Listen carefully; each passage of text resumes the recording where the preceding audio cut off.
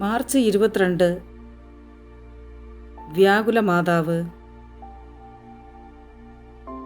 1988 March 22 ഇറ്റലിയിലെ castle പെട്രോസോയിൽ 2 സ്ത്രീകൾ, ഫബിയാന സിച്ചോനോയും സെറാഫിന Juana വാലന്റിനോയും കാണാതെ പോയ ആടുകളെ തിരഞ്ഞ് അടുത്തുള്ള കുന്നിൽ ചെന്നപ്പോൾ ഒരു ഗുഹയ്ക്കുള്ളിൽ ആദ്യം പിയാത്തായുടെയും പിന്നെ വ്യാകുല മാതാവിൻ്റെയും ദർശനമുണ്ടായി.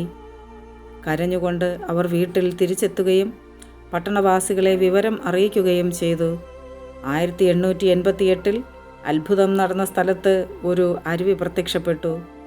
ലൂർദിലെ പോലെ ഈ അരുവിയിലെ വെള്ളം വിശ്വാസികളായ ജനങ്ങൾ ഉപയോഗിക്കുകയും ഭക്തിയോടും വിശ്വാസത്തോടും കൂടി പ്രാർത്ഥിച്ചവർക്ക് ധാരാളം അനുഗ്രഹങ്ങൾ ലഭിക്കുകയും ചെയ്തു.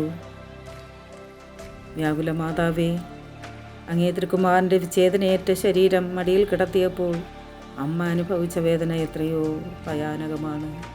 അമ്മയുടെ തൃപ്പാദത്തിങ്കൽ ഞങ്ങളുടെ വേദനകളും പ്രയാസങ്ങളും രോഗങ്ങളും സമർപ്പിച്ച് പ്രാർത്ഥിക്കുന്നു. അനുഗ്രഹിക്കണമേ, ആശീർവദിക്കണമേ. Ave Maria.